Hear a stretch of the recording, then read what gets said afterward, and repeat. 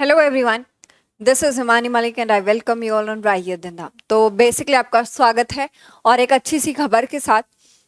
बहुत सारी एक्चुअली मैं इस पे वीडियो क्योंकि तबीयत खराब थी तो बना नहीं रही थी, बट फिर कई सारी क्वेरीज आई हैं और उसके रिगार्डिंग भी बहुत सारे क्वेश्चंस आपके हो रहे हैं। मतलब बेसिकली तो कंफ्यूजन ये हो रहा है कि ये वैकेंसीज जो हैं वो टीचिंग के हैं तो हम क्यों नहीं भर सकते हैं, ऐसे वाले क्वेश्चन काफी ज्यादा आ रहे हैं।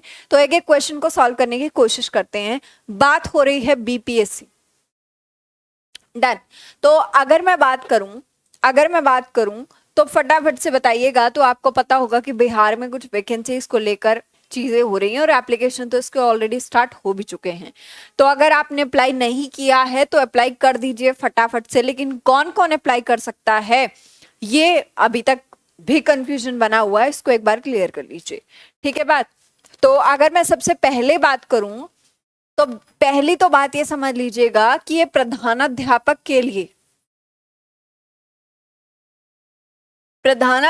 के लिए ये वैकेंसीज हैं। तो ये नॉर्मल टीचर वैकेंसीज नहीं है। ठीक है।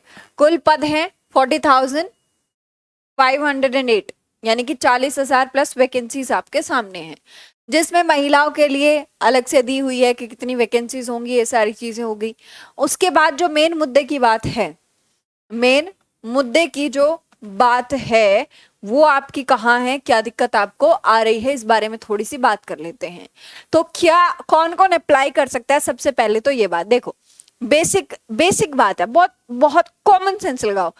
अगर ये टीचिंग नॉर्मल टीचर वैकेंसीज नहीं है और प्रधानाध्यापक की वैकेंसीज हैं, तो क्या बीएड हमारा भी चल रहा है तो क्या हम अप्लाई कर लेंगे? नहीं।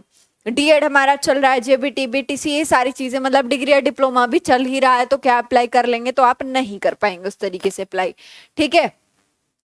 अगर आपका अभी तक मिड में है, या तो आपका बीएड होना चाहिए या बेसिकली कोई भी टीचिंग डिग्री या डिप्लोमा होना चाहिए इस भर्ती में अप्लाई करने के लिए, पहली चीज।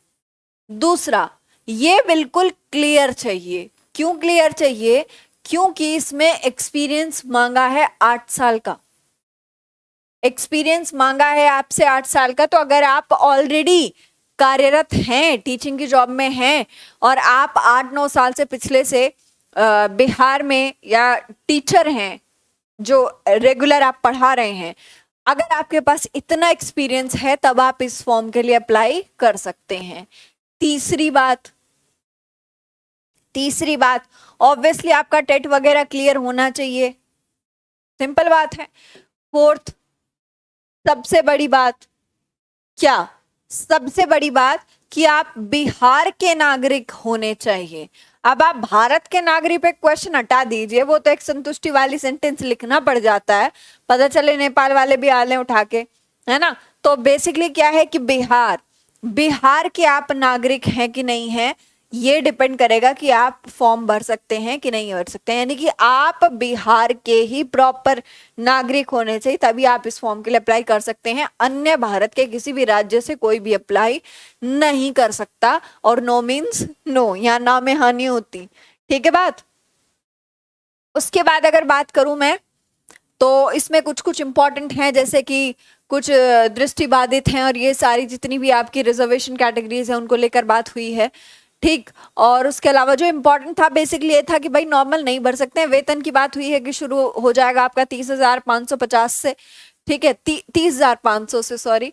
ठीक है। और बाकी बहुत सारी चीजें इसमें लिखी हुई हैं कि 50% अंक होने चाहिए, होना चाहिए, वो होना चाहिए। ठीक है ना। तो ये बेसिक बात है, जो भी हमारी टेट को देने के लिए या फिर टीचिंग एग्जाम को देने के लिए जो क्राइटेरिया मांगता वही सेम है, बस यहाँ पे क्या है कि एक एक्सपीरियंस मांगा है आपसे एक्स्ट्रा वाला। ठीक है ना। Must be a citizen of India and resident of the state of Bihar.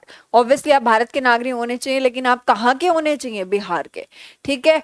और इसके अलावा इसमें यही सारी कुछ चीजें इंपॉर्टेंट थी। और इसका आप आवेदन कहाँ कर पाएंगे कि भाई कहाँ से हम फॉर्म भरे, क्या करें? तो उसके लिए भी आपको वेबसाइट दी हुई है, क्लियरली यहाँ पे लिखा हुआ है www.bpsc.bih.nic.in। ठीक है। इस पे जाके आप इस फॉर्म के लिए अप्लाई कर सकते हैं, इस पोस्ट के लिए अप्लाई कर सकते हैं। और अगर आप एलिजिबल हैं तो फॉर्म जरूर डालिएगा।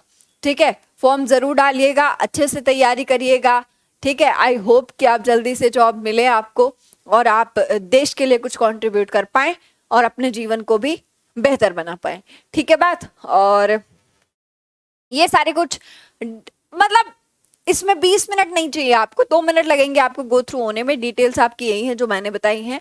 इसके अलावा कौन कौन अप्लाई कर सकते हैं मैंने बता दिया, बहुत बेसिक है, सिंपल। बिहार का आपको अगर बिहार का आपके पास वो है डोमिसाइल वगैरह है, भाई आप बिहार के नागरिक हैं, बिहार में रहते हैं, तो आप क्या कर सकते हैं, रेजिडेंशियल है आपका बिहार, तो आप अप्लाई कर सकते हैं। 8-9 ईयर का आपको वो एक्सपीरियंस चाहिए।